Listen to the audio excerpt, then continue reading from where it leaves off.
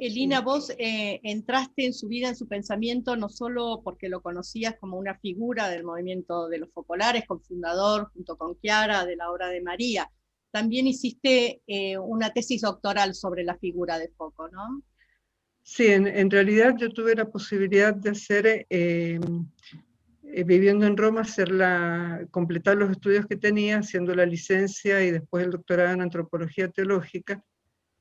Y en el momento de elegir el tema primero de la tesis de licenciatura, yo en ese momento estaba dudando si hacerla sobre el pensamiento antropológico de Pablo VI o de Foucault. Y lo consulté con el que fue después el acompañante en la tesis, que fue el padre Jesús Castellano, y él me dijo que le parecía que Pablo VI era muy amplio para una tesis de licenciatura, que iba a tener que estudiar mucho, que leer mucho.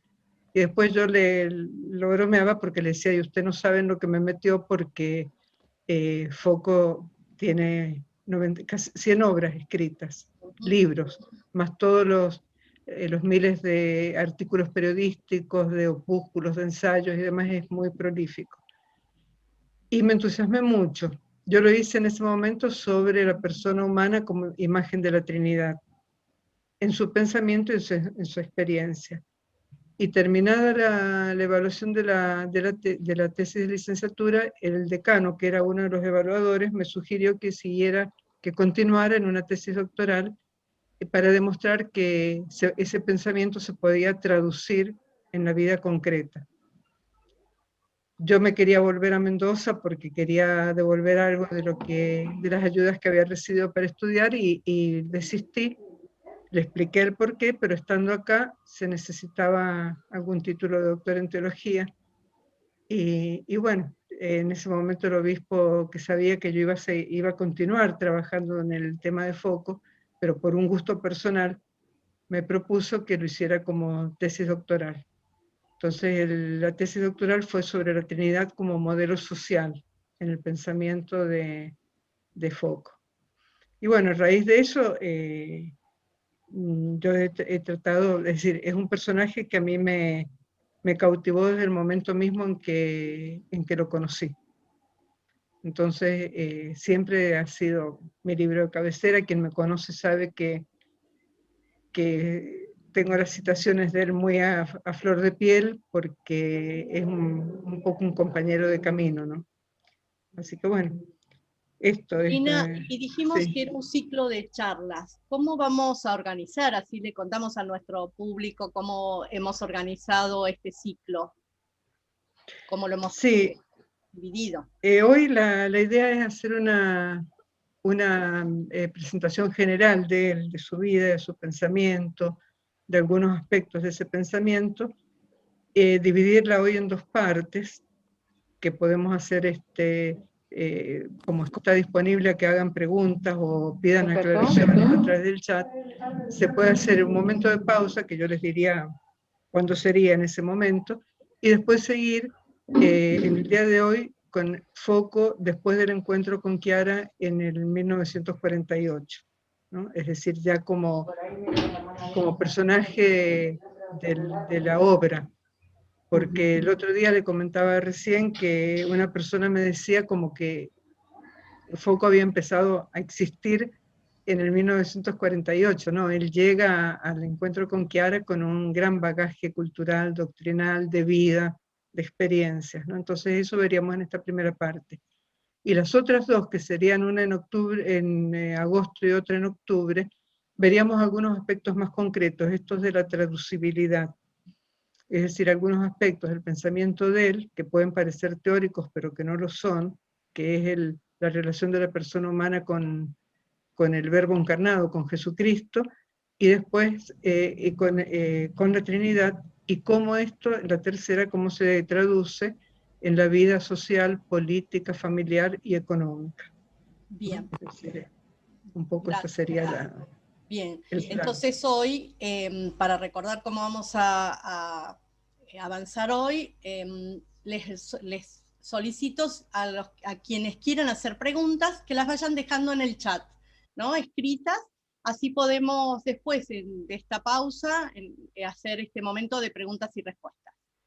Elina, ¿qué te parece? ¿Muestro unas fotos de nuestro querido Foco y comenzamos? Sí, sí, ¿Sí? sí. Mientras, ahí está, mientras vos vas contando. Ahí Bueno, vamos.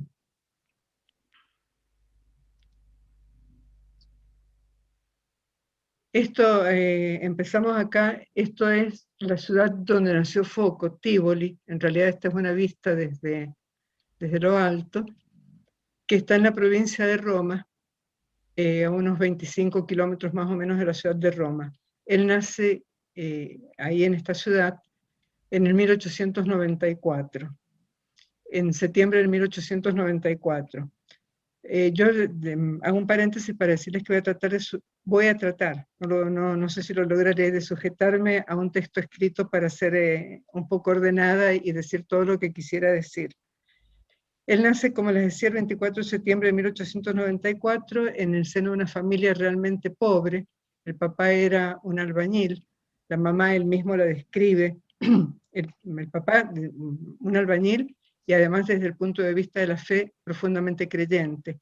Él en sus memorias dice que uno de los recuerdos más lindos que tiene es cuando iba los domingos a misa con el papá tomado de la mano, ¿no? Él lo recuerda como un momento muy especial de su vida y cómo lo hacía participar en la cofradía a la que el papá pertenecía.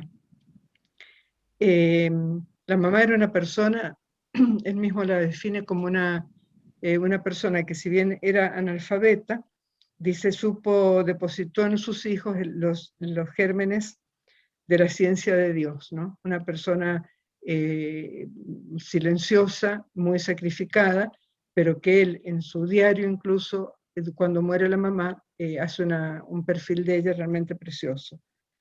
Cuando Foco termina la escuela primaria, eh, al ser de una familia pobre, nosotros por ahí no tenemos conciencia de lo que significa la gratuidad de la enseñanza primaria, y él no podía seguir, de enseñanza secundaria también, él no podía seguir estudiando a causa de problemas económicos, entonces empezó a trabajar como albañil con el papá.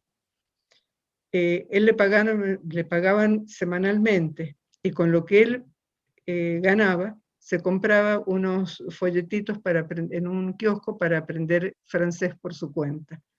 Este detalle llamó la atención de un señor que él define como un burgués de la vida agraria de Tivoli, de una persona rica, de muchos recursos, que se fijó en él y le hizo una propuesta que en la época era, ustedes piensen a fines del siglo XIX, era muy común, que él le pagaba una beca para que estudiara y hiciera sus estudios secundarios como alumno del seminario de la diócesis a la que pertenecía. De hecho, aceptaron porque le llamó mucho la atención este niño que tenía las inquietudes de seguir estudiando por su cuenta.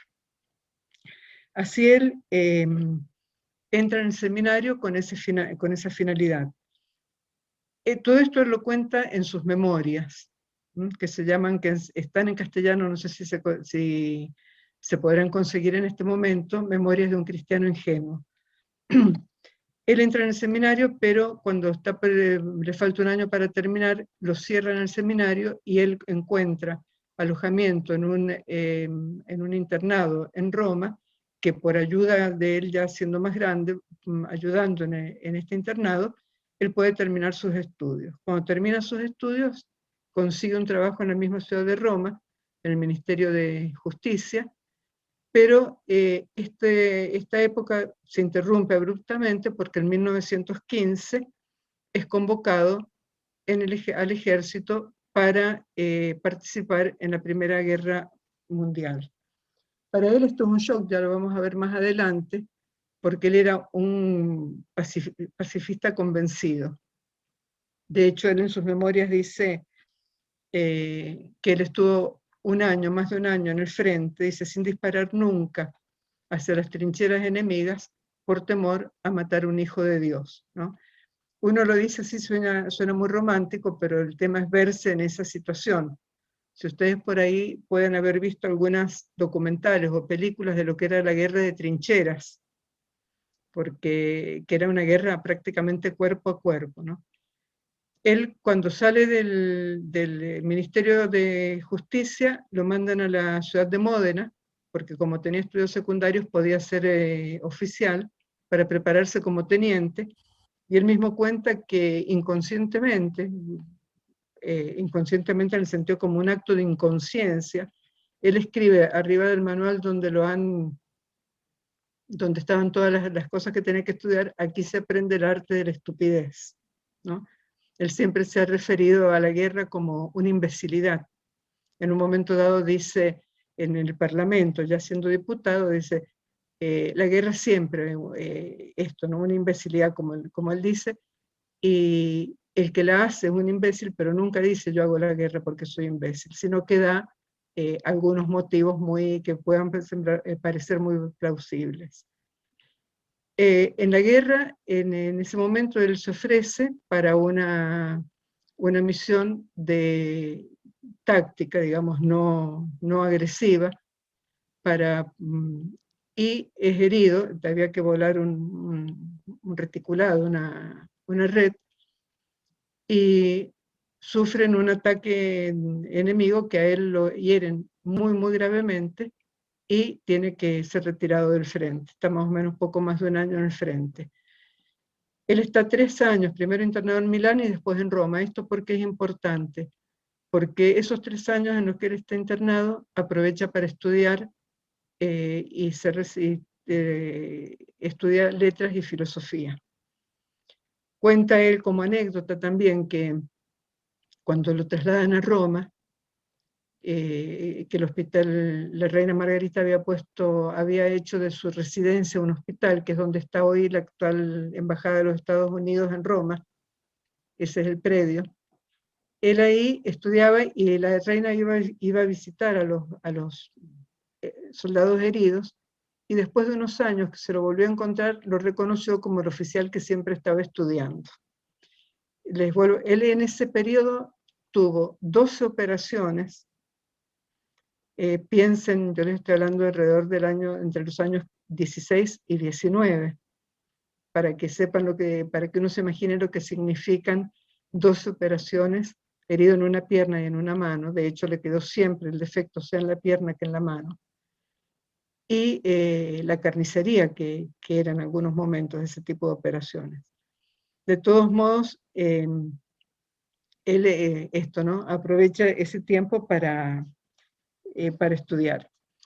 Cuando pasa ese tiempo de internación, se casan. En 1920 se casa con una chica que él define, es una joven deliciosa, toda alegría, enamorada de la música, explosiva de vitalidad, de una bellísima voz de soprano, que se llama Mia Ora Finiamola Salvati.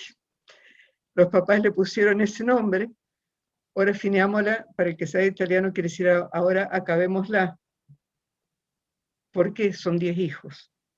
Él dice en broma, en sus memorias, dice, no les resultó de nada porque después de ella vinieron 2 o 3 más, ¿no?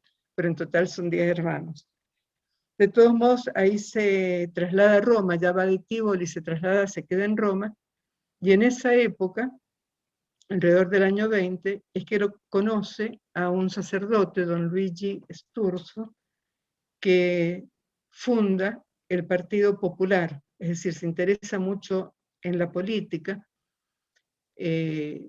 Italia ha salido de la Primera Guerra Mundial muy herida, como todas las naciones que participaron, y don Sturzo organiza a un grupo de laicos y fundan el Partido Popular, que será después, se transformará en lo que se conoció como la democracia cristiana en Italia.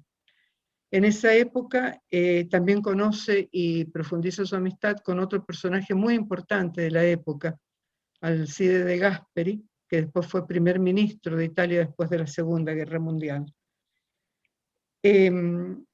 En esta época él empieza ya a trabajar como periodista. Es ahí que él comienza, para él la función de periodista fue muy importante, tan importante que cuando Roma le quiso dedicar una calle, hace unos años atrás, los hijos eligieron, en Roma tiene la costumbre en las ciudades italianas en general, en la placa donde está el nombre de la persona a que está dedicada a la calle, se pone la profesión o alguna rasgo particular. Y ellos no quisieron que pusieran políticos, sino periodistas. Esto es otra de las vetas que se podría estudiar de Foucault, como el periodismo y el escribir para él era también un medio de apostolado, ¿no?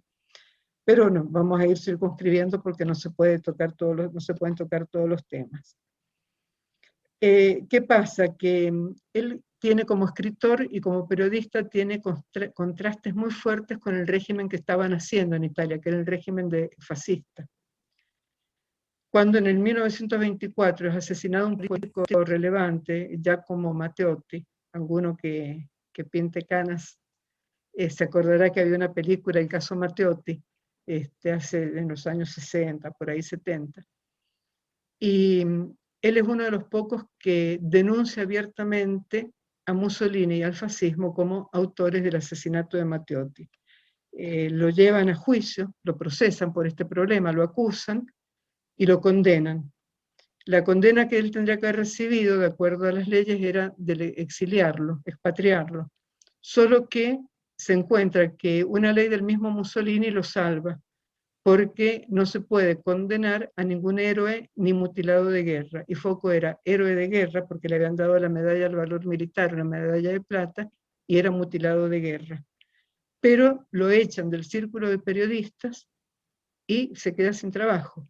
Entonces ahí él va a cultivar siempre una gran gratitud a muchos colegios, sobre todo colegios de religiosas, que lo recibieron como enseñante. Tiene un brevísimo periodo en Cerdeña, pero vuelve a Roma porque ya nacen sus primeros hijos. Foucault tiene 4 hijos.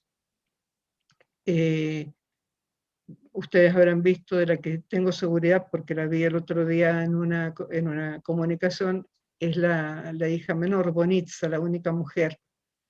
Son 4, un médico, Mario Giordani, después Brando, y Sergio, que estaban dedicados a los medios de comunicación. Sergio era director de cine incluso. En esta época, con el otro personaje que Foucault entra en contacto y se hacen muy amigos, es con el don Giovanni Battista Montini, el futuro Pablo VI, con el que tiene mucho trato, porque era el encargado de los universitarios católicos en Roma, Pablo VI en esa época, que entra también a trabajar en la Secretaría de Estado durante muchos años, durante todo el pontificado de Pío XII. Pablo VI, como anécdota, yo le contaba, creo que hoy a María Ángel, que era padrino de confirmación de Sergio, de uno de los hijos de Foucault. Y yo una vez tuve la oportunidad de preguntarle qué recuerdos tenía él de su padrino, y me dice que se acordaba que iba a visitarlos, que se recogía la sotana y jugaban al fútbol en los pasillos del departamento, ¿no? Esto es una anécdota así de Pablo VI que yo no me lo imaginaba. Foucault se vincula cada vez más con el ambiente de la política, y en el 1946 se presenta por la Democracia Cristiana y es elegido como lo que los italianos suelen llamar ahora padres de la patria, es decir, como constituyente a la Asamblea General Constituyente, que tuvo por finalidad redactar la actual Constitución italiana. Aprobada la Constitución italiana, es elegido como diputado. Ustedes saben que Italia pasó de la monarquía a la república, hubo un referéndum, y una vez que la gente elige la república, había que redactar la Constitución. Por eso de ahí que le llaman padres de la patria a este grupo de constituyentes. Entre los otros cargos que se los digo solamente para que vean que no era un político, digamos, uno que le gustaba la política, sino que trabajó activamente en política. Constituyente, diputado, también en 1950 es nombrado concejal por Roma, también como miembro del Consejo de los Pueblos de Europa en Estrasburgo, lo que es el antepasado de la actual Unión Europea. De hecho, Foucault es muy importante porque, por ejemplo, ya en 1924, que él era un muchachito, digamos, de 30 años, él ya hablaba de los Estados Unidos de Europa, es decir, en sus obras, ¿no? Tenía esta tendencia o esta firme convicción de la importancia de la unidad de los pueblos, los pueblos europeos.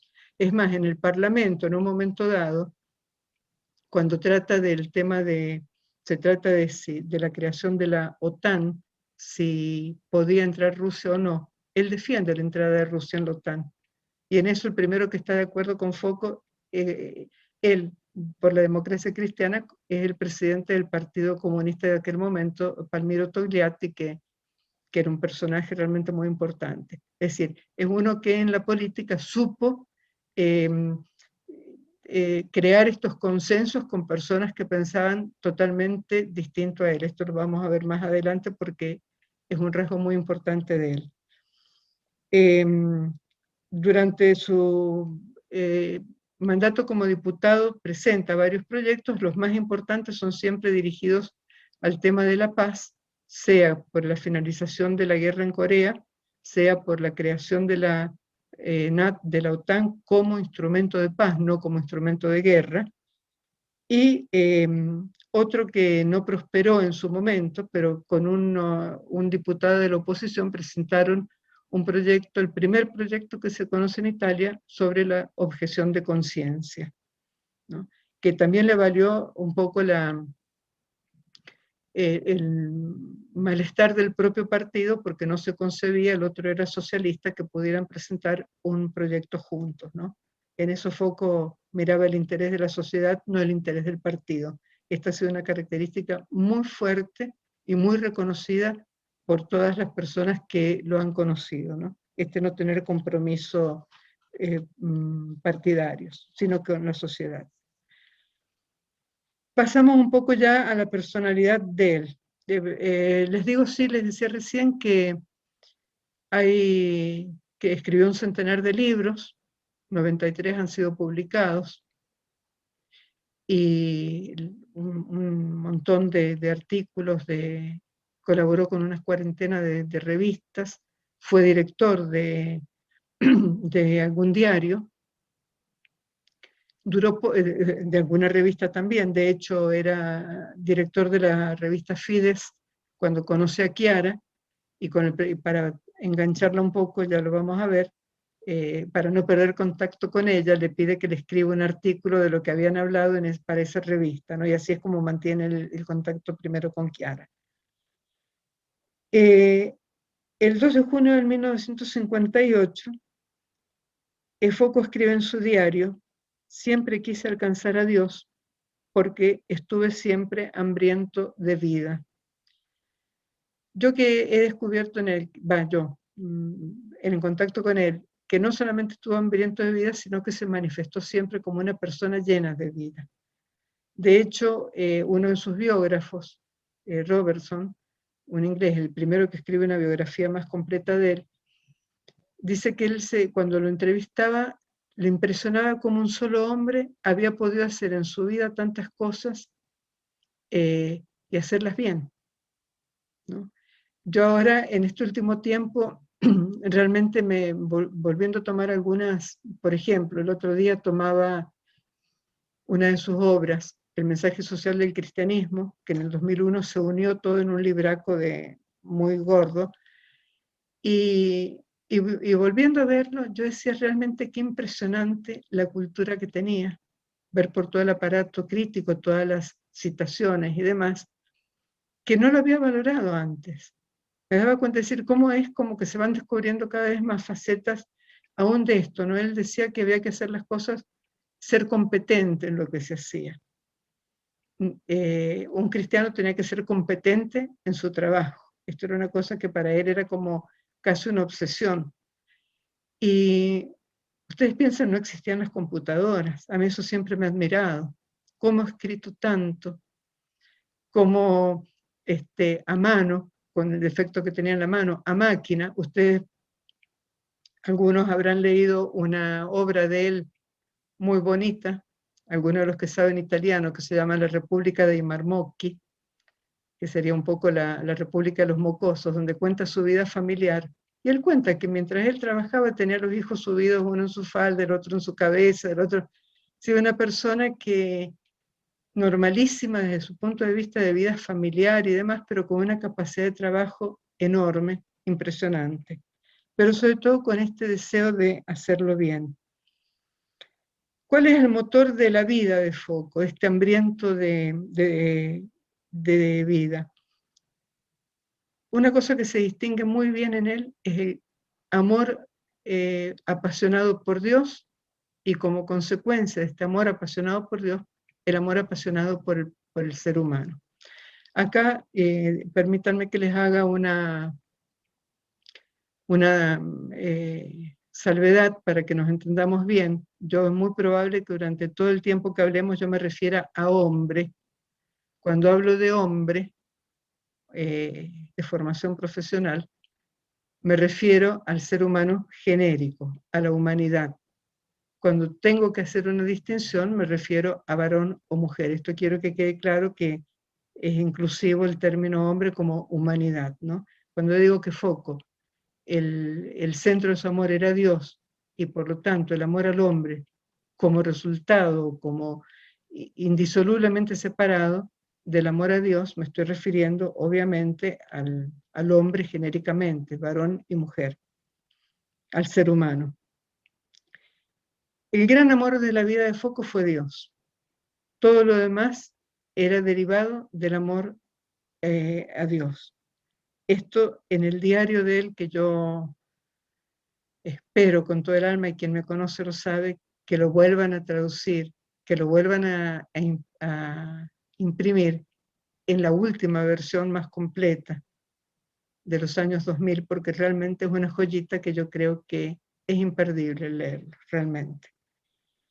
Él en un momento dado al final de su vida dice: estoy en la tierra y vivo en el cielo, mi ambición es inmensa, su misericordia, refiriéndose a Dios, es mayor.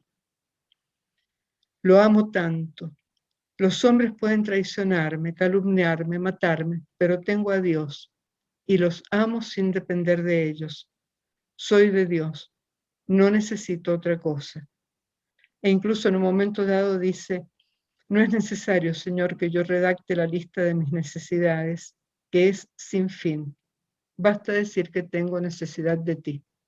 Es decir, toda la vida de él giraba en torno a Dios. Esto también, también en su diario dice, expresa su anhelo dice, quisiera colmarme de Dios incluso cuando atiendo las cosas del mundo, dejar vivir a Cristo siempre, hasta el último minuto de las 24 horas, cualquier cosa que yo haga, estar en cada pensamiento y relación impregnado de divino, de manera que lo divino se transforme en mi naturaleza y yo me comporte como expresión de Cristo.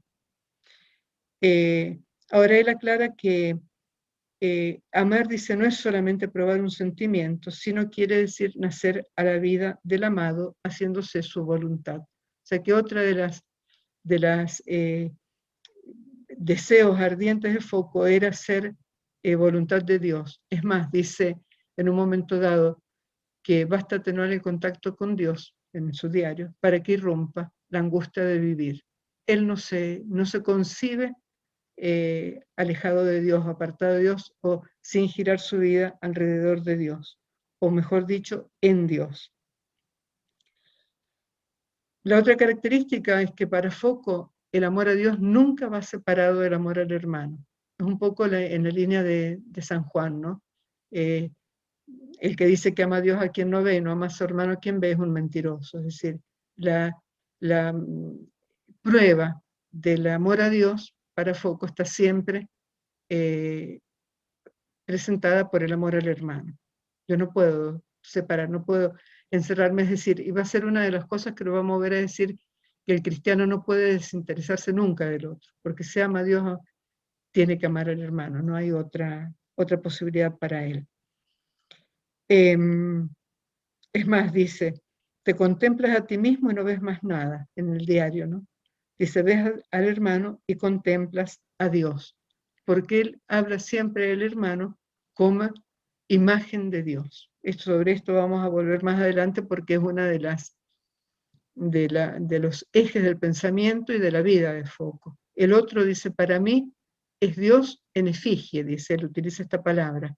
Es Dios, es la representación de Dios para mí. Es Dios en carne y hueso. Dios dice al alcance de la mano, bajo la semblanza del hermano. Es decir, por eso esto es muy importante, porque él no renuncia a esta visión ni siquiera durante el ejercicio de la vida política partidaria. Esto es importante. Él va a decir en un momento dado que él va hacia sus adversarios políticos como los primeros cristianos iban al encuentro de los verdugos. No te temo porque te amo, ¿no? A los adversarios políticos, y él las pasó bastante difíciles. ¿Por qué dice? Porque en vos yo descubro a Dios, en él yo descubro a Dios.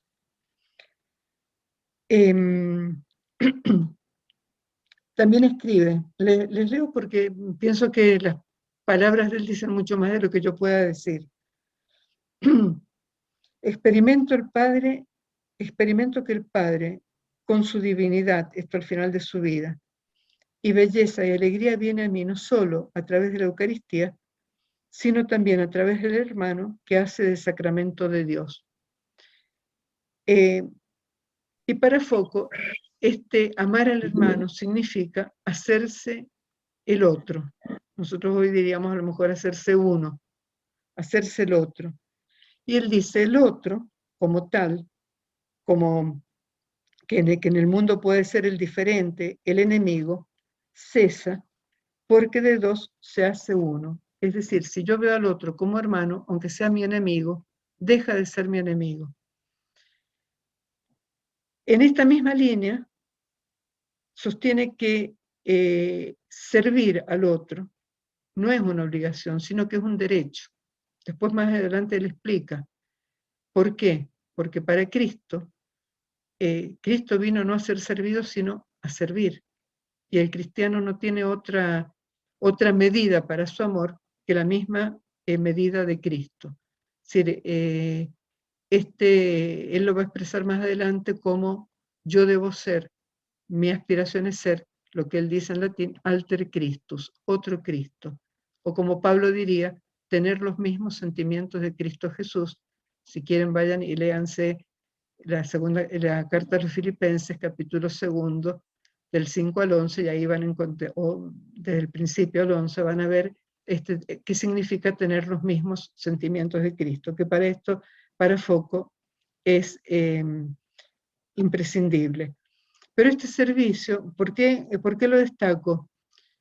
Porque no es una cuestión de recitarlo o servir al otro que me es simpático o al que está al lado mío. Él concibe la política como servicio, como caridad en acción. El otro día yo veía que en la presentación del libro de Alberto Lopresti, Un héroe desarmado en Italia, alguien ponía en el chat como que si Foucault era como un hombre para esta época también. Y yo pensaba para mí, y lo comenté con alguien, si nosotros leyéramos sus escritos, veríamos hasta qué punto es para hoy, para nosotros, porque cómo nos puede ayudar, porque ¿quién concibe en este momento, y no solo en la Argentina, la política como servicio, como caridad en acción, como interés por el bien común, y no simplemente como luchas de partidos, ¿no? De puestos y demás? Ya vamos a ver, porque en eso nos vamos a detener bastante. Dice, por ejemplo, servir al pueblo es servir a Dios. Esto ya lo dice desde su óptica de político. Servir a un ciudadano, a un trabajador, a un ama de casa, a los estudiantes, a los pueblos, es trabajar por Cristo. Vista así, como servicio, la política pierde ciertos caracteres de hostilidad, de odio, de exclusivismo. También en la pluralidad de las opiniones, que quiere decir otro tanto de riquezas de ideas, el cristiano ve un hermano aún en el afiliado a otro partido. Y si bien no acepte sus opiniones, no rechaza nunca el alma nacida del mismo Padre y por lo tanto heredera del derecho a su amor. Esto él lo escribe muy tempranamente en su actividad política. El Concilio Vaticano II en la Gaudium et Spes tiene una frase parecida, ¿no? Distinguir la idea del que sostiene la idea. Yo puedo rechazar la idea, dice Foucault, nunca la persona que propone esa idea. Y esto es dificilísimo en la vida diaria y sobre todo en la vida donde entran los intereses partidarios de por medio, ¿no? Es decir, hacer esta distinción. Yo puedo no estar de acuerdo con la idea de una persona, pero no me es lícito como cristiano, es fuerte para nosotros darnos cuenta de esto, rechazar a la persona. Yo creo que muchas veces no existe este límite, ¿no?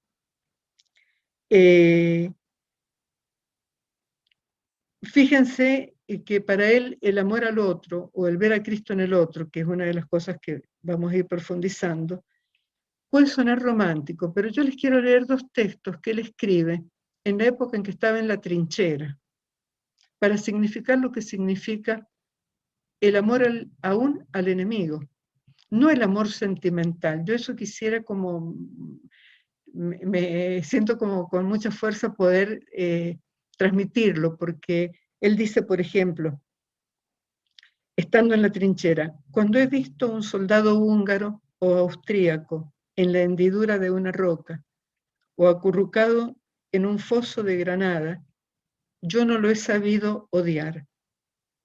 Reo de lesa patria, paciencia. No he sabido exprimir de mi tejido espiritual una gota de odio, y aún frente a esa cara mortecina y aterrada, he recordado las palabras del Logión, dice, unas palabras atribuidas a Jesús. Viste al hermano, viste al Señor. Este austríaco, este húngaro que era mi enemigo, en él he visto al Señor. Les vuelvo a decir, esto nosotros lo decimos muy ligeramente. Esto lo dice alguien que lo ha vivido en la trinchera, encontrándose cuerpo a cuerpo con el enemigo, ¿no? No lo he sabido odiar. Reo de lesa patria, y dice paciencia, no he sabido destilar una gota de odio.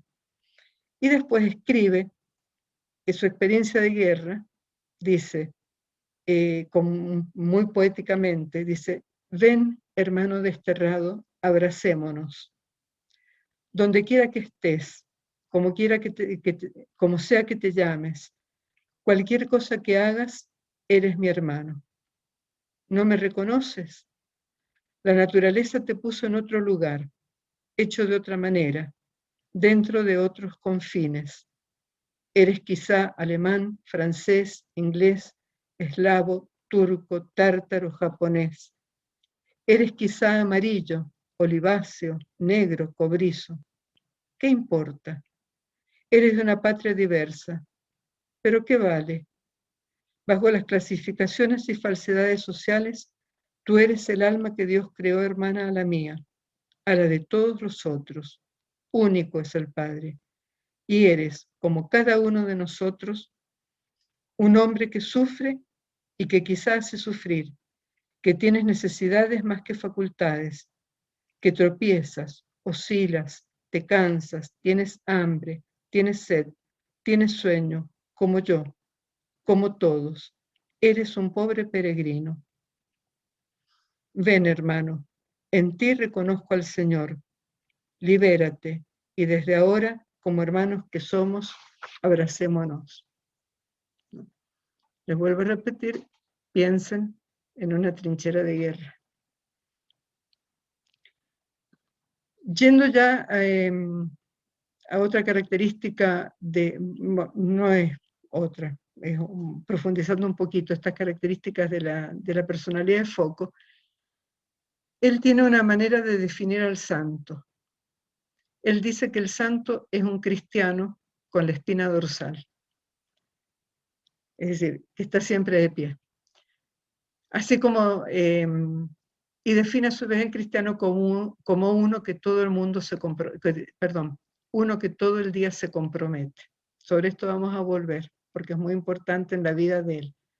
El cristiano uno que no puede mirar para otro lado de frente a las necesidades concretas de la vida de la comunidad en la que vive.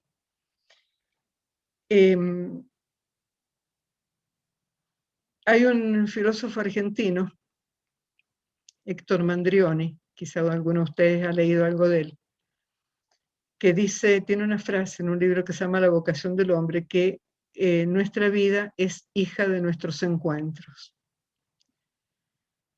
Y yo estoy convencida de eso, porque al principio me preguntaba Ángeles por qué estas charlas o cómo yo había llegado a conocerlo a Foucault y demás. Hago esta salvedad para que entendamos lo que sigue. Yo no lo conocí personalmente en cuanto a físicamente. Yo conocí el movimiento poco después de la muerte de Foucault. Solo que no lo voy a alargar, tuve la oportunidad de dar una ayuda cuando se vino a crear el Focolar masculino Mendoza, yo era rectora de un colegio secundario y me pidieron del Focolar femenino si por ahí había una horita de clase para el que venía a abrir el Focolar, que era un abogado, y yo tenía unas horas de clase, además de ser rectora, que me pareció que se las podía dar, porque eran formación moral y cívica que las había tomado por un motivo determinado, una necesidad del momento. Y así Ricardo empezó su trabajo acá en Mendoza, con esas horas de clase, y bueno, después con otro abogado que lo ayudó en el estudio. Y ese fin de año, Ricardo viajó a Roma, y me trajo, se ve que como agradecimiento, un librito recién editado. Yo me quedé un poco desconcertada porque en italiano. Yo no sabía, sí, por ahí vengo de familia italiana, no se habla del italiano normalmente, pero a lo mejor uno tiene acostumbrado el oído, no sé. Pero de todos modos me desconcertó. Y bueno, un poco así embarazada lo hojeé, agradeciéndolo. Vieron cuando uno agradece por compromiso, quizá la cosa, además no entendía el porqué de este regalito. Y lo empecé a hojear y me cayó el ojo, no me lo voy a olvidar nunca, en una frase que esa sí la entendí, porque era casi como en castellano. Y es el desafío que Foucault se hace el día que es elegido a la constituyente. Dice, ¿puede un hombre político ser santo? ¿Puede un santo ser hombre político? Prueba en ti la solución de la cuestión ahora que llegas a ser un hombre político. El desafío que se hace es ser político y santo a la vez. Bueno, fue tal la curiosidad que me dio que me compré un diccionario, que todavía lo tengo por ahí, y con la ayuda del diccionario logré entrar en conocimiento de Foucault, y realmente me cambió la vida, en muchos aspectos. Me entusiasmé, realmente creo que es una de las personas que más ha influido en mi vida, ¿no? Este desafío es la atención de toda su vida. Es decir, él mira la santidad como realización del cristiano, no como un perfeccionismo, sino como un transformarse en Cristo, en vivir, dejar que Cristo viva en mí. Un poco aquello de Pablo a los Gálatas, ¿no? Ya no soy yo quien vive, sino que Cristo vive en mí. Él dice transformarse en otro Cristo. De acá nace para él algo muy importante, que es la correlación entre fe y vida. Esto es otro de los puntales de la vida de Foucault. Yo les decía recién, él no concibe un cristiano que no se comprometa con la realidad social, política, económica, cultural, de ahí donde vive. No lo concibe. Les voy a ver si lo encuentro porque había sacado una serie de, aunque ya me estoy yendo del... Él no concibe un cristiano mediocre. Él no se concibe mediocre. No sé, puedo después les leo porque es un poco más larga, pero una especie de confesión que él hace, dice, corazón mío, eres un canalla, y se describe en sus sentimientos más íntimos, es muy fuerte, porque dice soy un hipócrita, un nido de víboras, bueno, la exigencia que él tiene, pero también tiene la exigencia que el cristiano tiene que ser cristiano, es decir, otro Cristo. Y utiliza, una de las características de él es el lenguaje, los neologismos, por un lado, que él crea, que son realmente fabulosos, y la ironía. Es muy de foco, una fina ironía. Esto, por ejemplo, cuando dice en el Parlamento, la guerra es una imbecilidad, pero yo no creo que nadie dice hago guerra porque soy imbécil, sino porque da otros motivos. Les voy a dar una colección de piropos que dice él de los cristianos mediocres. Dice, primero parte de la base que el cristiano es uno que se compromete todo el día, y ahí acuña un neologismo que a mí me pareció genial cuando lo leí, porque él dice, en realidad, Cristo no fue crucificado porque Judas lo entregó, lo traicionó, sino porque Pilato se lavó las manos. Y es verdad, porque Pilato tenía en su poder indultarlo, digamos, dejarlo libre o entregarlo para que lo crucificaran. Y él acuña un neologismo, pilatología, el arte de lavarse las manos. A mí eso me pareció extraordinario. ¿No? El cristiano que dice él a veces, diciendo que porque ama mucho a Dios y porque tiene que ocuparse de las cosas de Dios, no se ocupa de la vida de los hermanos o de las cosas de la tierra. En esto lo dice ya en los años 30. Y si ustedes leen el número 43 de la Constitución del Concilio, el número 43 de la Gaudium et Spes, es exactamente el mismo pensamiento, parece que fue con el que hablara, en el sentido que, para decirle que está dentro de una coherencia cristiana importantísima. Fíjense, dice, él se queja de la dicotomía de aquellos católicos que, relegando la fe en la escatología, en la patria que vendrá, en la vida eterna, evaden los deberes de acción en el mundo. Y acá empieza una serie de, dice, cristianos amurallados en el cemento de su egoísmo, portadores de un catolicismo desnutrido, esclerótico, encogido, que hace de la poquedad una forma refinada de piedad. Cristianos por inercia, bomberos del incendio divino, colegio de santitos anémicos, borguesuchos de medio pelo, maestros de la banalización decorosa de la fe, cristiano amateur, cristiano decapitado, cristianos consuetudinarios, abúlicos, mórbidos, que han apuntalado el trono de Satanás recitando jaculatorias, cristianos que han bastardeado la religión con el dinero, cristianos adormecidos que profesan un credo a baño María. Y después dice, el cristiano mediocre es el hermano mayor del indiferente.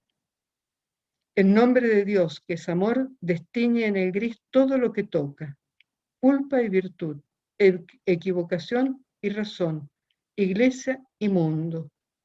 Toma del brazo a Judas y a Pilato y los lleva a beber un sorbo de lágrima Christi, que es vino de misa, a la salud del cordero inmolado, llorando de alcohólica piedad.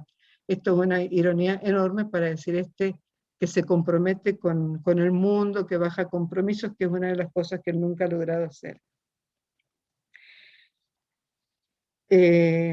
Usureros que han despojado hasta de la camiseta hecha pedazos a campesinos con los hijos desnudos y después han ido a besar reverentes el pie del santo patrono. ¿No? La incoherencia entre fe y vida. Pulpos de los bolsillos ajenos. Él el que dice que el amor al dinero, al lucro, metaliza el alma, ¿no?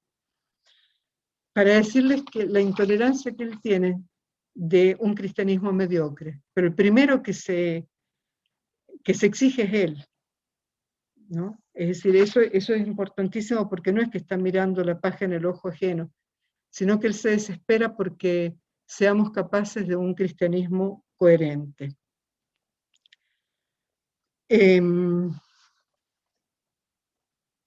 Voy a ir, dice, fíjense, dice, hay un figurín de santo que es una caricatura. El de un ser afónico que no tiene ojos para ver, ni orejas para escuchar, ni corazón para arder, y no ve, ni oye, ni se expresa, separado de las pasiones porque está mutilado de la vida, en medio de los hombres, ausente, concentrado y congelado como fósil, sin un afecto por los hermanos, con el pretexto de amar solo al Señor. Vidrioso, no tiene compromisos y no formula opiniones. En su neutralidad perfecta está su archivirtud. Se lo pretende santo porque vil, sabio porque anfibio, virtuoso porque bobo, ángel en fin porque ganso, para decirles que no soporta él tiene artículos sobre la coherencia entre fe y vida, ¿no? Dice en cambio que el cristiano es uno que en la vida está sumergido hasta en los cabellos, salvo que no se ahoga. Está sumergido en el mundo, sin dejarse conquistar por el mundo, ¿no? Esto, pero no sé si logro expresar lo fuerte que es para él el estar en medio de la sociedad en la que vive con una presencia activa. Voy a sintetizar un poco, pero sí me parece importante. Dice, quienes lo han conocido lo mencionan como un hombre sin compromisos de vida partidaria, de partido, de poder, portador ardoroso y lleno de coraje, de grandes ideales como la libertad, la paz, la justicia social, la animación de las instituciones públicas. Un hombre en apasionada búsqueda de la perfección, constantemente sincero, siempre igual a sí mismo. Un hombre, con palabras de Tommaso Sorgi, que es su principal biógrafo, idealista pero combatiente robusto, de tono vigoroso pero de ánimo manso, dulce pero ardiente de ideales y denso de coraje moral y físico, que desafía a la muerte en la trinchera y a los potentes de todos los tiempos, desafía el pantano de las ideas superficiales e inhibidoras.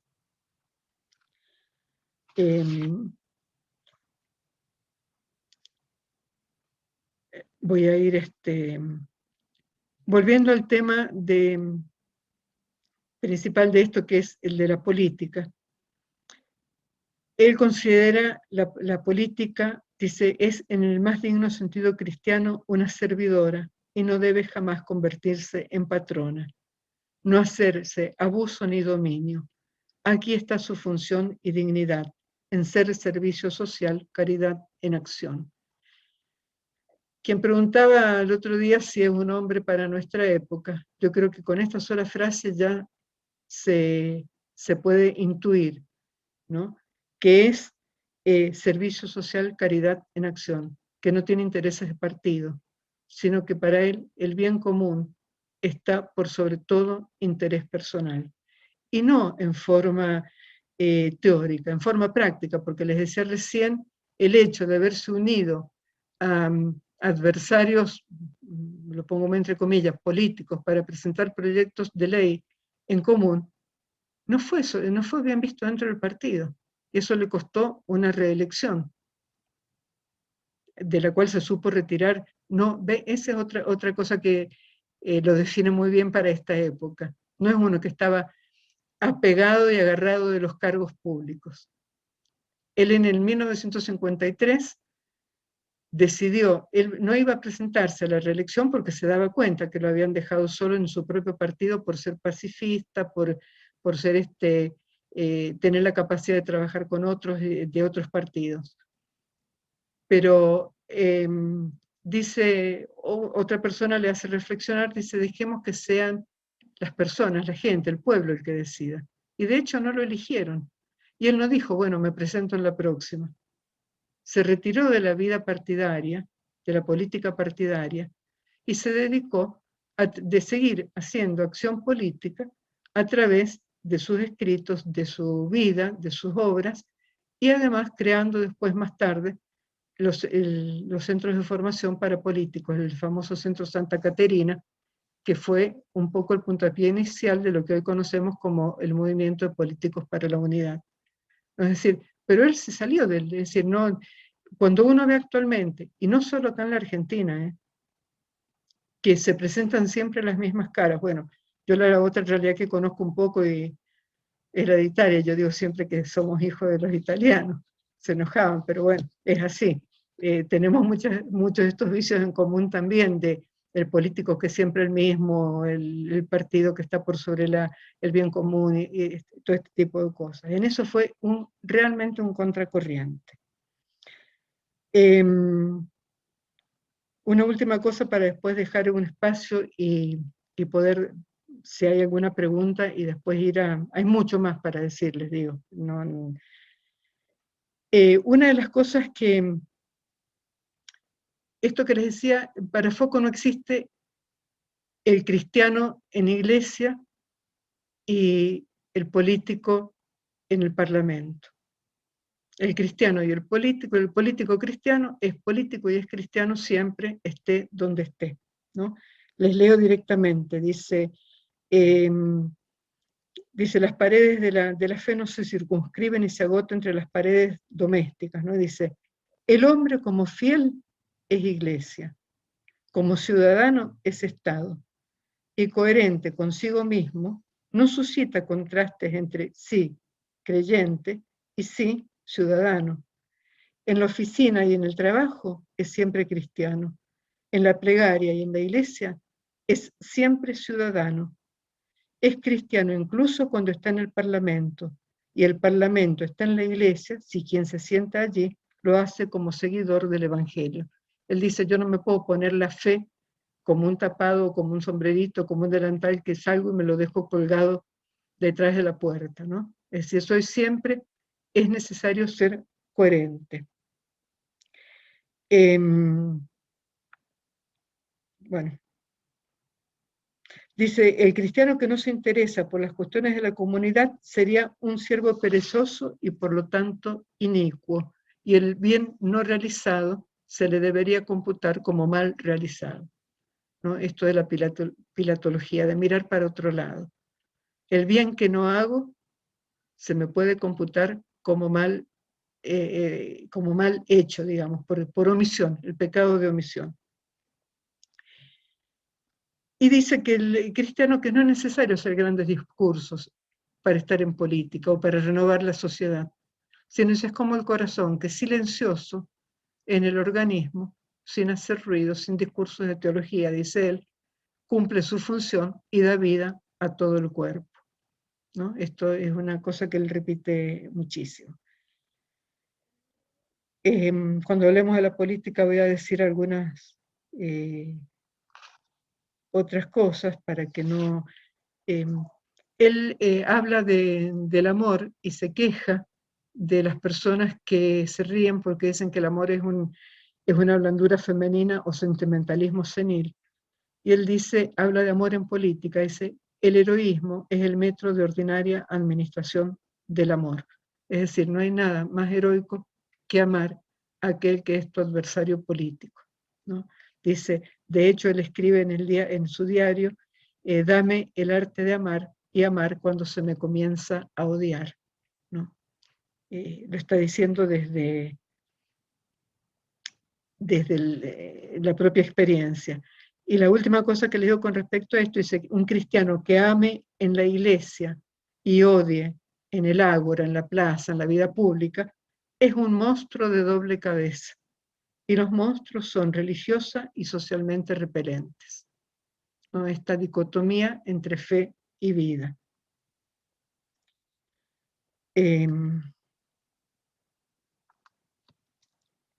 Bueno, no sé si quiero en todo caso llego hasta acá, habría muchísimo para decir, ya después cuando hablemos de la parte de la política, hay algunas cosas que no he dicho hoy, solamente una cosa que les quiero decir.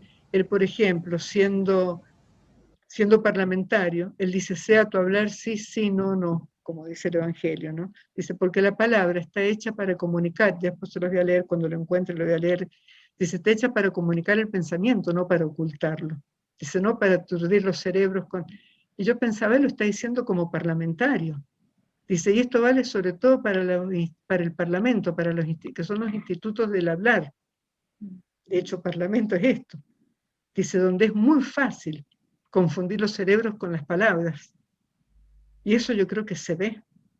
Uno si puede, en cualquier lugar del mundo que uno pueda tener acceso muchas veces a las sesiones parlamentarias, hay cosas que se pueden comprobar, ¿no? Es decir, él dice que tú hablar sea espejo de vos mismo. Dice, no te presentes con otra, no tengas doble cara, diríamos, de otra manera, ¿no? Y esto lo está diciendo uno que, digamos, es un parlamentario que no le importa la retórica, sino la verdad por sobre todas las cosas. Es tan fuerte que él llega a criticar incluso en la época de Mussolini, en la época fascista, a una parte del clero. No es criticar, sino que les reprocha que como llevaba cierto orden, la política fascista, orden así hecho un poco, no un poco, mucho a los palos, lo que él llamaba el clérico-fascismo. Esos sacerdotes que por comodidad de cierto orden establecido habían adherido a la política de Mussolini. Él decía, no se puede adherir a una corriente política que resuelva las diferencias a los palos, ¿no? Es decir, él nunca soportó el tema de la violencia en ningún aspecto de la vida. Y la última cosita, ahora sí, de esto, porque me parece importante, esta capacidad de trabajar con personas de otras ideas políticas. Yo creo que esto, discúlpenme, yo se los digo con toda libertad, en este momento del mundo y en este momento de la Argentina, yo creo que es una de las cosas más difíciles, el poder aceptar al otro más allá de las ideas partidarias que tengan, y digo partidarias y no políticas, con toda porque la política es el arte del trabajo por el bien común. Cuando en el 1949, que se acercaban elecciones, Pío XII excomulgó a los católicos, quedaban excomulgados automáticamente, que votaran por el Partido Comunista. Entonces, Foucault era, en un artículo periodístico, escribe, la Iglesia ha pronunciado su condena y está bien. Dice, pero está de acuerdo, digamos, con la condena, pero la vida no termina aquí. No se concluye todo cerrando las puertas en la cara a hermanos por ser comunistas.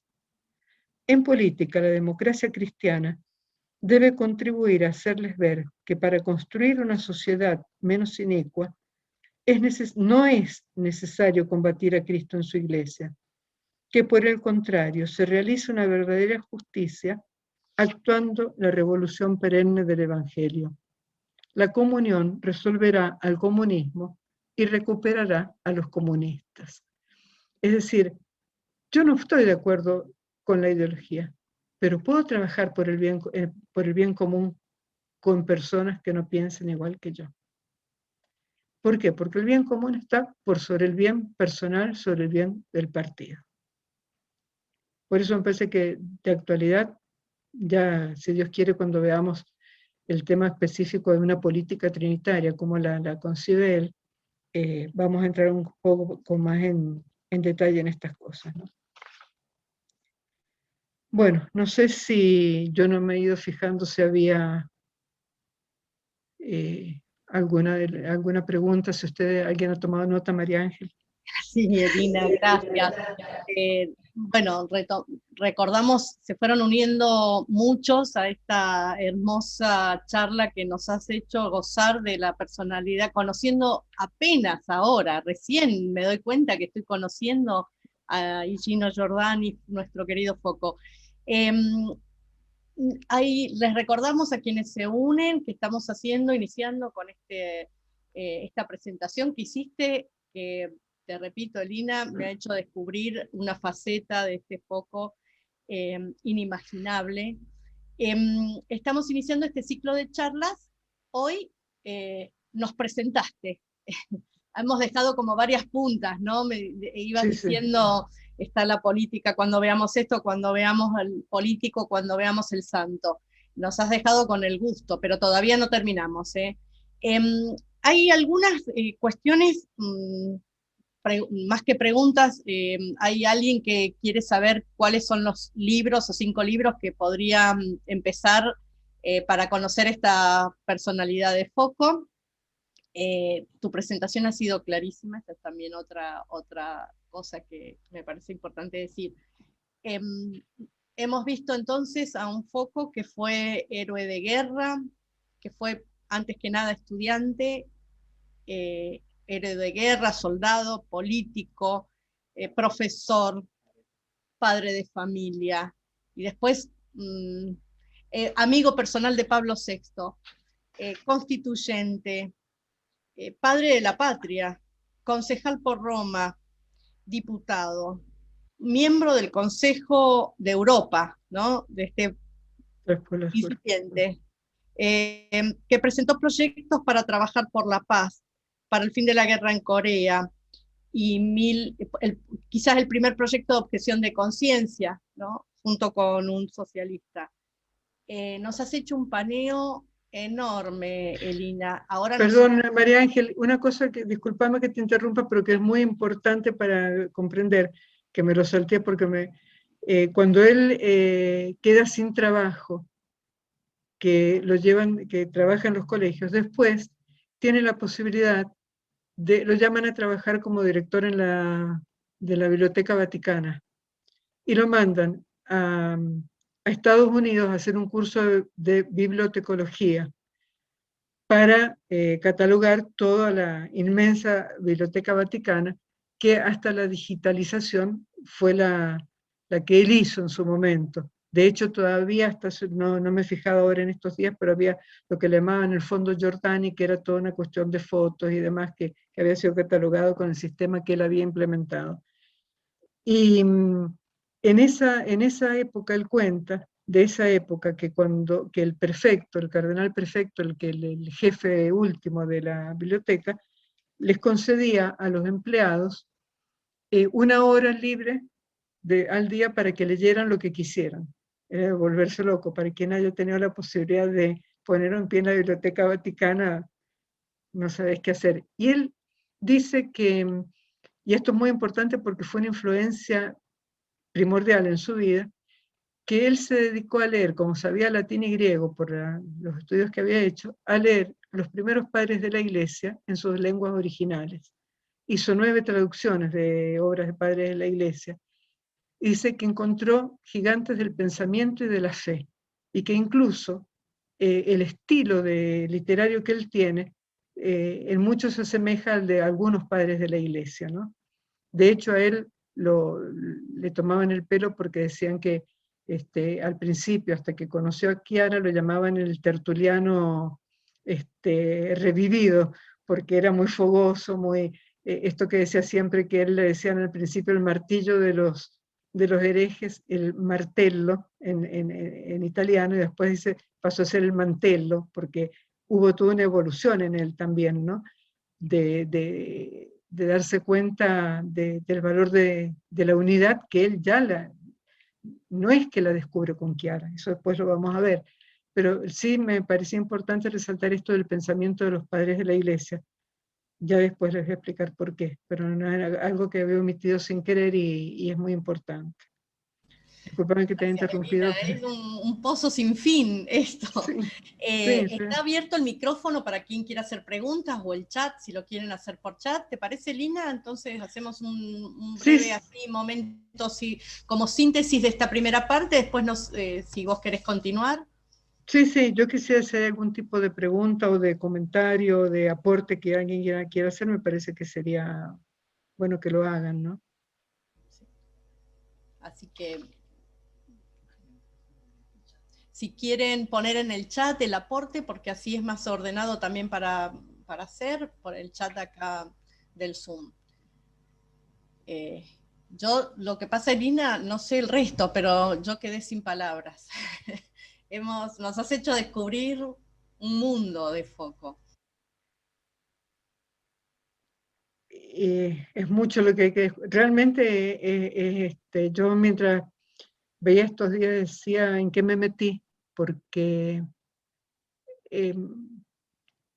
habría muchísimo más para decir, mientras me pensaba en los temas y demás, ¿no?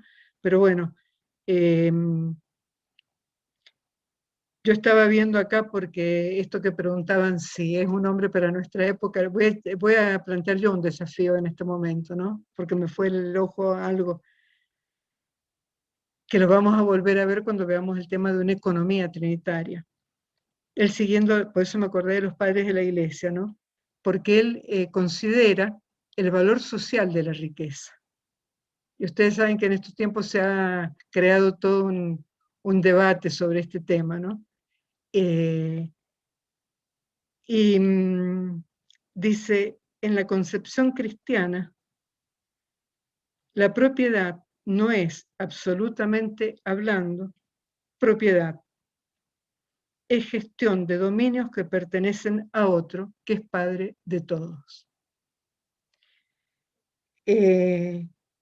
Esto lo digo porque ustedes saben que se ha armado todo este problema de que si la propiedad privada es... eso la Iglesia tiene una posición clarísima y es la misma de Foco. Es decir, el destino, el principal punto es el destino universal de los bienes de la creación. Todo ser humano tiene derecho a participar de esos bienes. Entonces, los padres de la Iglesia decían, y Foco lo sigue en esto, y lo cito el Concilio Vaticano II también, lo que te sobra no te pertenece, es del que no tiene nada, ¿no? Si vos tenés 3 pulóveres y otro no tiene ninguno, bueno, al menos uno a lo mejor podría ser del otro. Y esto es doctrina de los primeros padres de la Iglesia. Y es de una actualidad única acá en la Argentina al menos.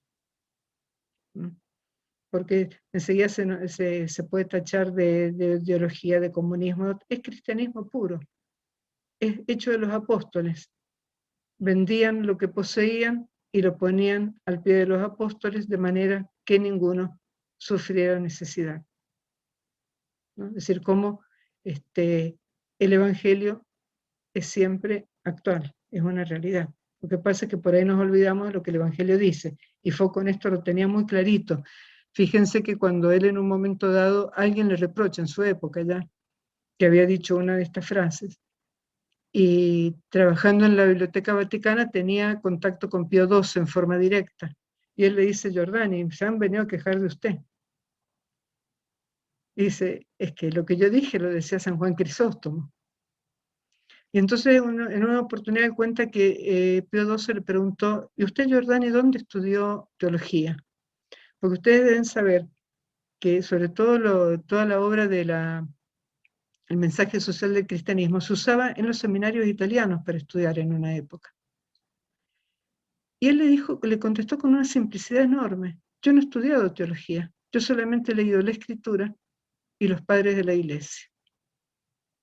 Y estoy atento al magisterio de la Iglesia. Ese es el método teológico puro. El leer la Escritura, que no era muy común en los laicos de aquella época. Los que somos más viejitos lo sabemos, que el contacto que teníamos con la Escritura, para mí el contacto que yo tuve en el secundario con la Biblia era estudiarme de memoria el índice de la Biblia y nada más, era el único acercamiento que teníamos. Él en los años 20, 30 ya leía normalmente Antiguo y Nuevo Testamento, y uno lo ve reflejado permanentemente en todas sus obras. Entonces, hay cosas que a nosotros nos parecen como novedades y no, son doctrinas normales de la Iglesia, que la hemos ido olvidando nosotros. Por eso hace bien que estos personajes nos las recuerdan. No sé si había habido algo ahí, yo no alcancé. Acá hay una pregunta, además de muchos comentarios de agradecimiento por hacernos descubrir esta personalidad. Hay una pregunta específica, dice, cómo hacer llegar el pensamiento y la obra de Giordani a las instituciones políticas del país. Esto lo escribe alguien que justo está identificado con el número de celular, así que... Y la otra pregunta que hace María Sara es, ¿qué confirmó él al encontrar a Chiara? ¿Cómo? Perdón.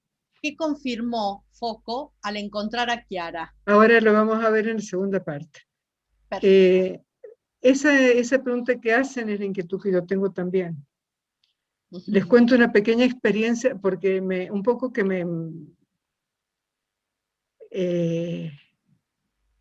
a ver, yo creo que hay libros de Foucault, y esto lo digo con toda libertad, porque lo vivo diciendo, no es que...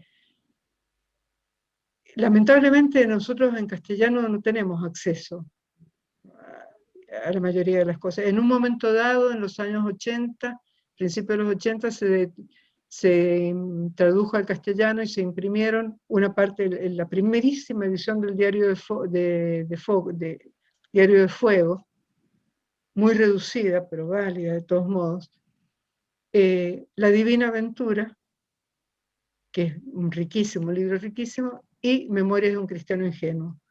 Recientemente, hace unos 10 años, creo que se volvió a imprimir Memorias de un cristiano ingenuo, que es una primera aproximación lindísima, fácil de leer, él escribe él.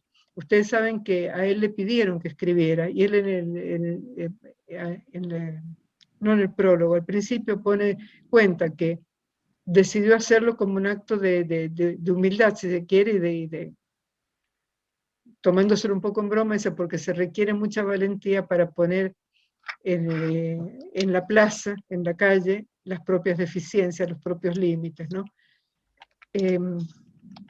Yo creo que hay obras que no pueden dejar o debemos pedirlas, no sé qué se puede hacer, pero que el Diario de Fuego, Memorias de un cristiano ingenuo, La Divina Aventura, son libros que tendrían que estar al alcance de todos, porque son básicos. Hay muchísimos, hay otros, María Modelo Perfecto, es decir, ¿cómo llevar el mensaje a la sociedad?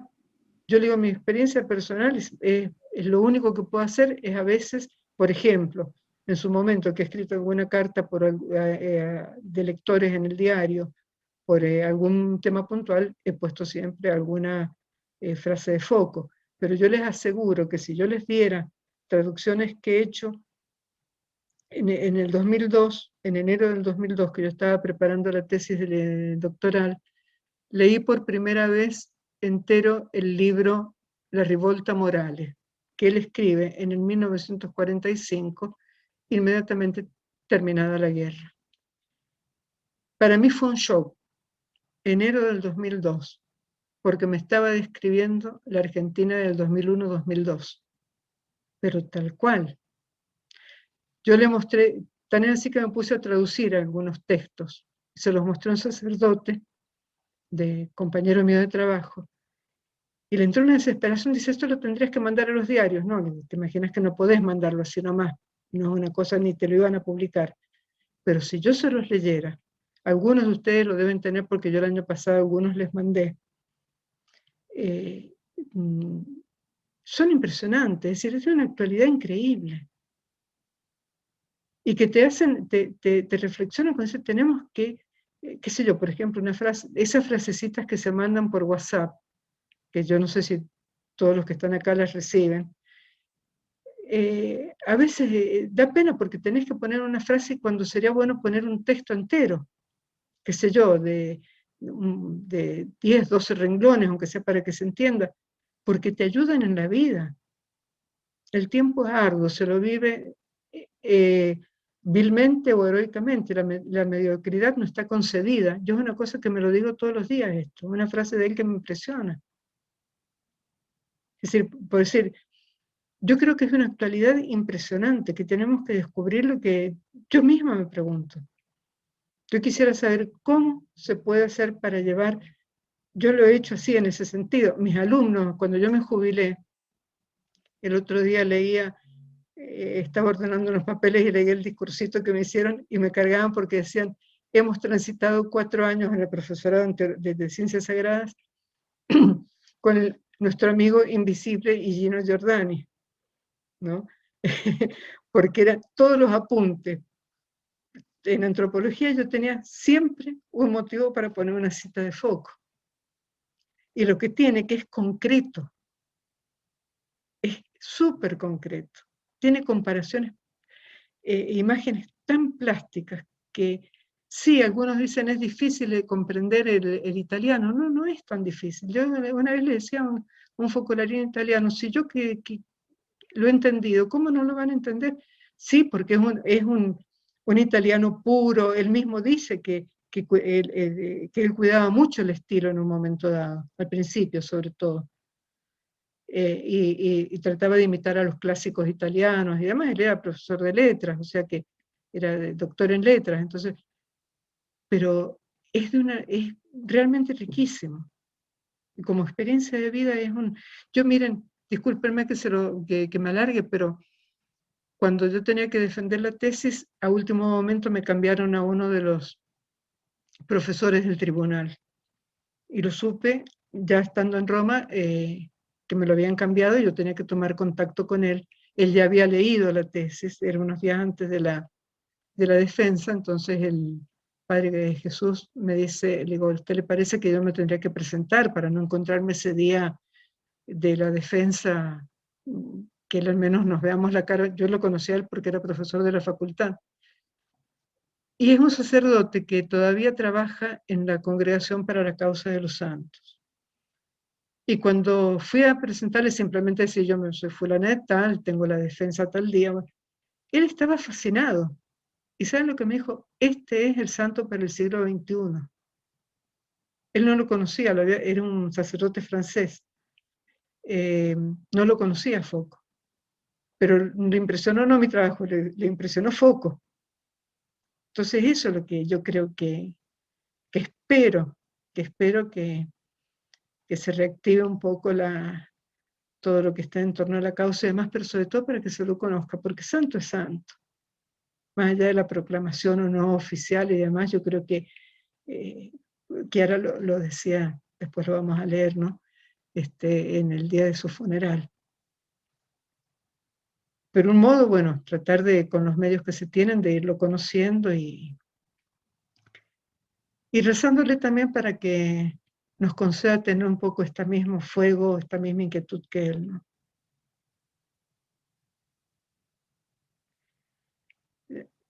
Había, Elina, sí. Acá alguien preguntaba, Julio Delgado preguntaba si hay algún lugar en internet donde poder recibir información de toda la obra de Gino en castellano.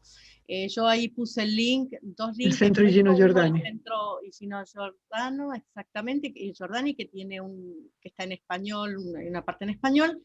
Y para quien pidió el link de los libros, por lo menos les hago llegar el link del libro de Memorias de un Cristiano Ingenuo, la reedición que está en la editorial Ciudad Nueva de Argentina. Ahí están los links también. Después, bueno, alguien pide la Rivolta Morale, pero no está en español, me parece, no la encontré.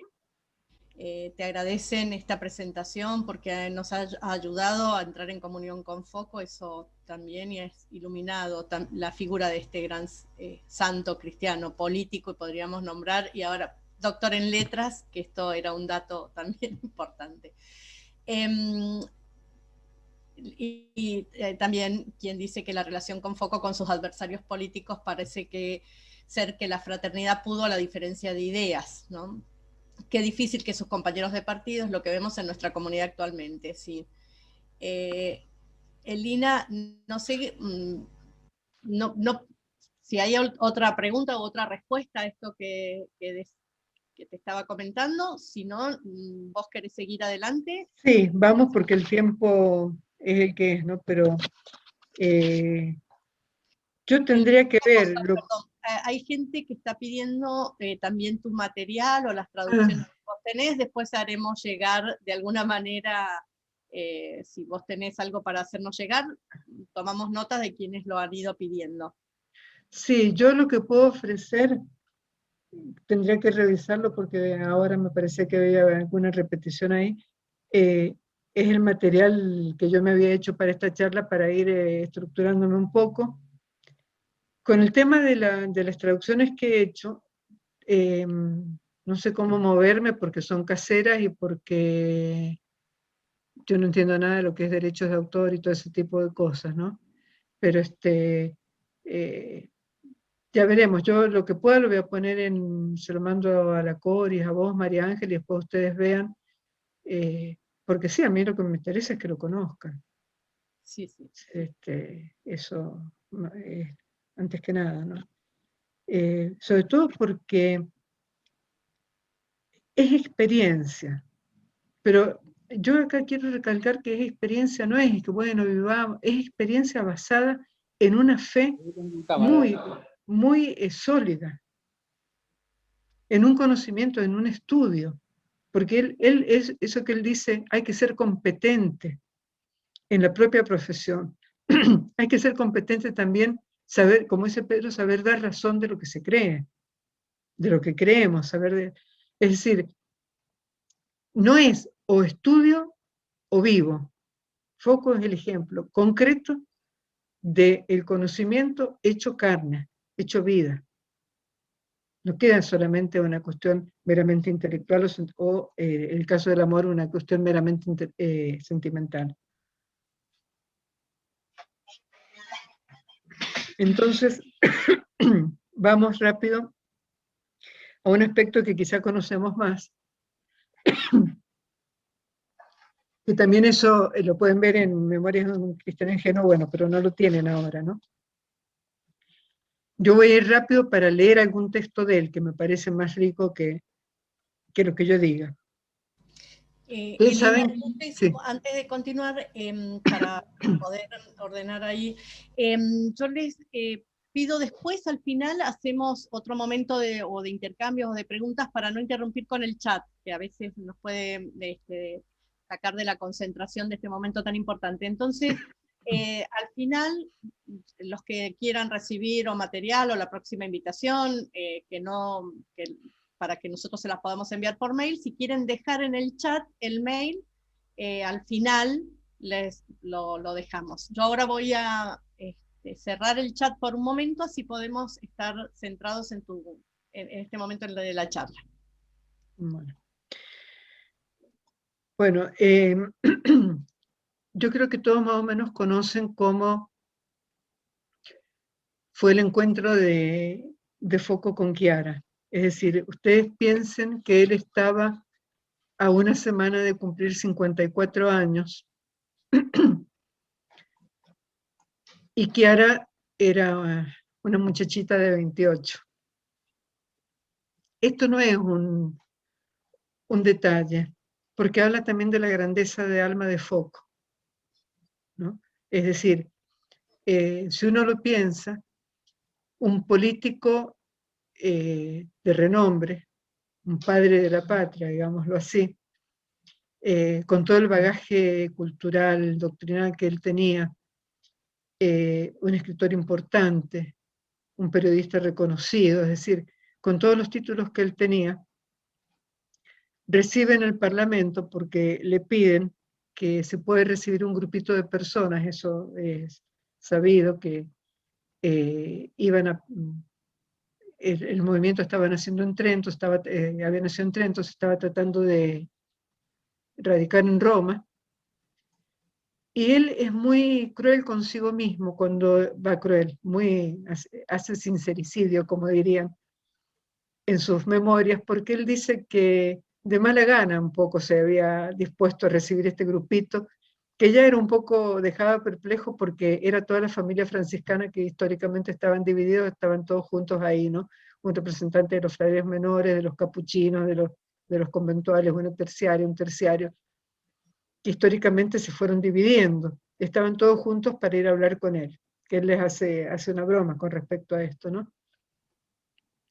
y le habían dicho que era una chica que había empezado un movimiento en Trento, que quería hablar con él. Y él dice, yo me dispuse a recibirlos como un diputado puede recibir a posibles electores, para decir que él mismo dice, así, bueno, no me quedaba otro remedio. Y se pensaba que iba a escuchar alguna propagandista de alguna idea espiritual nueva, porque ustedes saben que después de la guerra empezaron a surgir una serie de movimientos laicales, ¿no? Esa fue una característica después de la Guerra Mundial.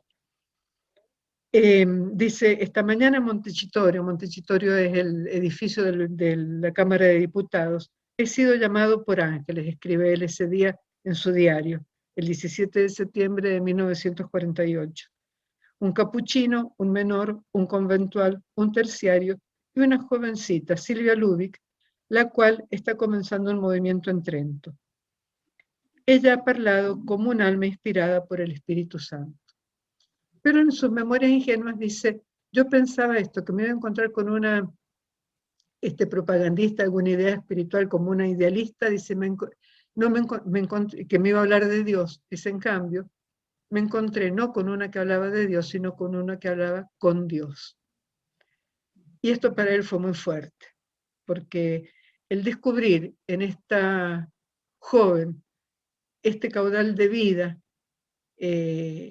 esta fuerza que él descubrió en Chiara, lo llevó a que después realmente fuera un antes y un después en su vida, ¿no? Yo les decía recién, no es que empezó todo ahí.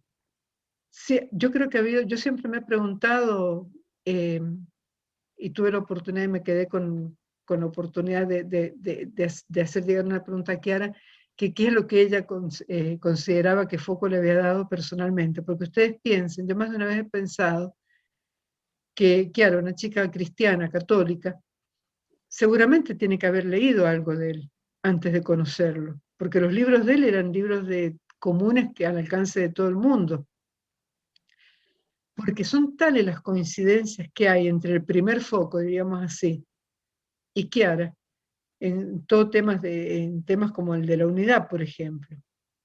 Él ya en los años 30 habla de que la solución es la unidad, en todo sentido, ¿no? Dice, la solución, es decir, lo importante, el núcleo de la vida cristiana, prácticamente es la unidad. De manera, lo que él encuentra es un modo distinto de proponer. Ya vamos a leer un parrafito de él porque lo que yo le diga lo puede arruinar. Dice, me dispuse a recibir el grupo con la cortesía de un diputado a posibles electores. Él, después de esta reunión, de este encuentro con Chiara, como les decía antes, no quiere perder el contacto con ella, porque él intuye que hay algo mucho más grande detrás de lo que él ha percibido ese día. Entonces le pide que él escriba lo mismo que habían hablado, que lo escriba para publicarlo en la revista Fides que él en ese momento dirigía. Y les digo yo, les voy a leer cómo describe él. Dice, ahora comprendo qué estaba sucediendo en ese momento, ¿no? Dice, estaba recibiendo una especie de revelación o esclarecimiento de revelación que me producía una suerte de conversión nueva, la cual, arrancándome de la parálisis en la que parecía amurallado, me urgía a adentrarme en un paisaje nuevo, sin confines entre cielo y tierra, solicitándome nuevamente a caminar. Porque él describe que en el momento en que él se encuentra con Chiara, estaba en un momento, no sé si decir, de aridez, diríamos, ¿no? Por eso dice, estaba como parado, como detenido. Dice, este encuentro con Chiara y se me solicita a ponerme en movimiento de nuevo. Él dice que descubre a Dios y al hermano de una manera nueva. No es a ver, el modo nuevo de verlo, no es que no lo haya visto antes, el modo nuevo de expresarlo también. Y dice lo siguiente, sucedió algo en mí, había penetrado el amor. Así describe él después reflexionando este momento de encuentro con Chiara, ¿no? Que marca para él, él mismo dice, una etapa decisiva en su vida. Él la dice como la etapa del vuelo en Dios, como que de ahí todo lo que él ya traía de antes cobra un impulso nuevo. Pero yo quiero dejar bien en claro que no es que empezaba de cero, ¿no? Sino que todo lo que dice, había penetrado el amor, había embestido a las ideas, poniéndolas en una órbita de alegría. En Chiara había encontrado no una que hablaba de Dios, sino una que hablaba con Dios, hija que en el amor dialogaba con el Padre. El Espíritu Santo, que en mi bagaje doctrinal había ocupado un puesto secundario, se había animado y de golpe se había transformado en alma de mi alma, calor de mi amor, nexo entre Dios y yo. Así, habiendo encontrado el amor, me encontré casi de golpe en el circuito de la Trinidad. Todos los dogmas, todas las nociones se transformaban en sangre de mi sangre. Me movía desde la biblioteca atascada de libros hacia la iglesia habitada por cristianos. Había entrado el fuego. El Espíritu Santo, viento impetuoso, había barrido niebla y pantallas. Bajo su soplo, el incendio se extendía. En la luz nueva se descubrían Dios y el hermano. Fuego yo había poseído también antes, pero era un fuego humano sobre todo, donde ardía más orgullo de apologética que amor al hermano. Descubrí experimentalmente aquella parentela afirmada en los escritos sagrados, en la cual Dios se movía como Padre, Jesús circulaba como hermano, el Espíritu Santo tejía los lazos de una belleza insospechada, y toda la existencia ascendía. Era la vida del Espíritu que se desenvolvía en el circuito único, determinado por la convivencia de Dios, los hermanos y yo. Esta última frase, Dios, los hermanos y yo, es recurrente a partir de ese momento. Siempre había estado en foco, pero es como que él descubre una nueva óptica, una nueva experiencia del amor. ¿Por qué les digo? Porque él ve la relación del hombre con Dios como una relación siempre en la Trinidad. Entonces se mueve este circuito de tres, Dios, el hermano y yo. Ya vamos a ver eso cuando veamos la política trinitaria, la familia trinitaria y demás, ¿no? Y él decía, ¿qué he comprendido? Dice, he tenido que cambiar un poco toda mi apologética. Él era uno que discutía, demostraba, era muy fuerte en esto, con razones, y estaba bien. Pero dice, ahora entraba un fuego nuevo. Dice, fuego yo había tenido antes, pero este fuego era nuevo, era el fuego del Espíritu Santo que tomaba vida en mí. Dice, he visto que no se trataba tanto de demostrar la existencia de Dios a quien lo niega. Esto es importantísimo. Fíjense, dice, comprendí que no se trataba tanto de demostrar la existencia de Dios a quien lo niega, cuanto de demostrar en nosotros la vida de Dios. Si yo vivo Dios, quien me ve reconoce que Dios es, que Dios existe. Es decir, ya no se trata tanto de, también, no es que no haya que fundamentar, que haya que predicar, que haya que decir, que haya que hablar, dice, pero sobre todo es con la vida que yo debo demostrar la existencia de Dios. No tanto con los argumentos, sino con la vida. Dice, si yo vivo Dios, quien me ve reconoce que Dios es. Es una persona nueva, pero siempre la misma. Eso es una cosa que vuelvo a repetir porque no es que nace el 17 de septiembre de 1948. Tiene la capacidad de renacer. Yo me acordaba en este momento, la vez pasada, escuchando el comentario de una biblista sobre el episodio de Elías en el Antiguo Testamento, el profeta Elías. Ella dice, en este episodio Dios te está diciendo que a cualquier edad de tu vida es posible un nuevo comienzo. Y yo creo que esto es lo que pasó en Foco, ¿no? Es decir, es un nuevo comienzo, pero que no deja atrás todo lo que tiene, sino que ilumina todo lo que él ha vivido.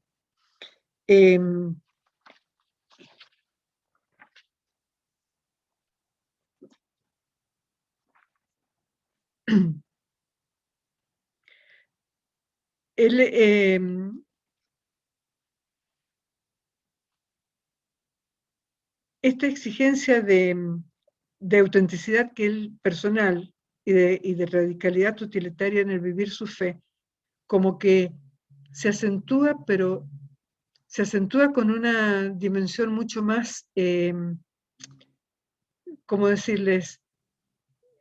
No solamente intelectual, sino que más como pasional en el buen sentido de la palabra, ¿no? Es decir, él vive con todo su ser este nuevo descubrimiento de Dios, ya no solamente como él dice, con la apologética, eh, con los razonamientos, sino sobre todo con la experiencia de vida que él hace. Él ahí sigue llevando la vida, ustedes saben que él sigue llevando la vida de siempre, sigue, cuando él termina su mandato en el Parlamento, porque él conoce a Chiara en el 48, sigue en la política activa partidaria hasta el 1952, y en el 53 es cuando ya se retira de la política y se dedica completamente, fíjense acá un detalle, ¿no? Él cuando se retira de la política piensa, bueno, ahora voy a mejorar económicamente. Esto también es otra cosa para hacernos reflexionar. No es uno que se enriqueció con sus cargos, sino que él, de lo que él ganaba, vivía modestamente, y él con una simplicidad, con una modestia total, deja de ser diputado y pasa a ocupar un lugar, le dan un puestito en la biblioteca de la Cámara de Diputados, ¿no? Pero él continúa, tiene también su posibilidad de dedicarse más a este movimiento que él empieza a conocer cada vez más, y todo lo que nosotros sabemos de la época del encuentro con Chiara, del pacto del 1949, todo lo que él significa para la obra, todo este centro que les decía que funda para la formación de los políticos, están los distintos centros que hacen, que llevan a que los profesionales sean competentes cada uno en su profesión, los médicos, el Centro San Lucas, es decir, hay toda una serie de actividad que ya continúa de una manera más privada, pero sobre todo él profundiza su relación con Dios a través de la espiritualidad de la unidad. Les vuelvo a repetir, la unidad no era una idea nueva para él. Yo creo que cuando uno ve el proceso de Foucault, de toda la vida de Foucault, a mí me impresionaba esto que les decía, las coincidencias con Chiara desde antes. Es decir, yo veía como, a lo mejor es una idea mía, pero creería que no, cómo la providencia fue preparando este encuentro. Yo creo que llegaba un momento de la vida de Foucault en que era oportuno, porque una cosa que hay que ver también, que esto yo el otro día creo que alguna referencia hizo Alberto Lopresti es el focolarino que está encargado ahora del Centro Gino Giordani, que él no podía compartir con su esposa su vida de fe. Él la quería muchísimo, incluso cuando muere ella en mayo del 74, él escribe y dice, ahora siento lo que significa que me han cortado en carne viva este ser de dos, haber sido uno. O sea que pero había una parte de él, la parte que para él era muy importante, que no la podía compartir. Y no fue fácil para él, y no fue fácil después de conocer a Chiara. Pero también había otro aspecto de la vida de Foucault que era muy importante. Leyendo a los padres de la iglesia, él tenía como un gran deseo que decía, ¿por qué yo no puedo vivir? Él lo dice en un momento del diario, como monje en el mundo, en el matrimonio. Es decir, él lo decía, lo expresaba así. ¿Por qué? Y acá hago un paréntesis que es importante para poder entender esta característica de él, que algunos de los más mayorcitos que estamos acá nos recordaremos. Yo me acuerdo cuando era chica, yo estudiaba en un colegio religioso y bueno, estudiábamos religión, y la santidad estaba reservada para los consagrados, sacerdotes, religiosas y religiosos. Y los laicos, y bueno, eran un poco de segunda categoría. Y esto Foucault nunca lo pudo aceptar, porque nunca se sintió de segunda categoría. Él se sentía llamado a la santidad siempre. Entonces, esta aspiración, él sí encuentra en eso, encuentra como descubrió en la espiritualidad de Chiara. Porque ella le dice, ¿y quién te impide? Porque la santidad eran los estados de perfección, los así llamados estados de perfección. Entonces el laico era visto, es más, y se traducía aún incluso en cuestiones exteriores, es decir, ciertos privilegios que tenían los sacerdotes, las religiosas, porque eran identificadas por el laico. El laico, el pobrecito casado, tenía que ocuparse de las cosas de la familia, y Foucault sentía que no estaba reñido ocuparse de las cosas de la familia con ocuparse de las cosas de Dios. Es decir, él escribe cosas magníficas, que en su momento lo veremos cuando veamos la familia trinitaria, digamos así. La santidad para todos. Lo que después del concilio, ya la Lumen Gentium, en el año 64, habla de la vocación universal a la santidad. Esto Foucault lo había sentido como un fuego que lo consumía a lo largo de toda su vida. Y esto es importantísimo. Esto yo creo que ahí es donde él, una de las cosas que él ha encontrado con más fuerza, se ha sentido realizado en el conocer a Chiara, la relación con Chiara, porque fue una respuesta a esta inquietud que él tenía de toda su vida. Entonces, después cuando la esposa muere en el 74, él incluso ya se instala a vivir en un focolar en Roca di Papa, que es donde muere en el 1980. Y él se dedica de lleno al movimiento, pero con todo el bagaje que traía de antes. Es decir, hay como una especie de, yo lo he percibido así a través de lo que he podido profundizar un poquito, de mutuo don, de Foucault a Chiara y de Chiara a Foucault. Esto, él en el último tiempo de su vida, lo manifiesta con muchísima claridad, que está viviendo esta comunión con Dios que él siempre ha deseado, que siempre ha tenido, porque por otro lado siempre la ha tenido, pero ya con más paz, esto que él llama el vuelo en Dios, ¿no? Es decir, todo lo que él describía, como todo su bagaje cultural, su bagaje doctrinal, que es siempre el mismo, pero con una luz nueva, que es la luz que le viene de este intercambio de dones entre Chiara y Foucault, ¿no? Como la luz que ha iluminado a Chiara, ilumina también todo este bagaje de ideas, de fe que tenía Foucault, ¿no? Que vivía Foucault. Termino, sobre esto se vuelve, vamos a ir siempre como en círculos concéntricos porque es inevitable. Ahora era una presentación general. ¿Qué dice Chiara de Foucault? Les leo, dice,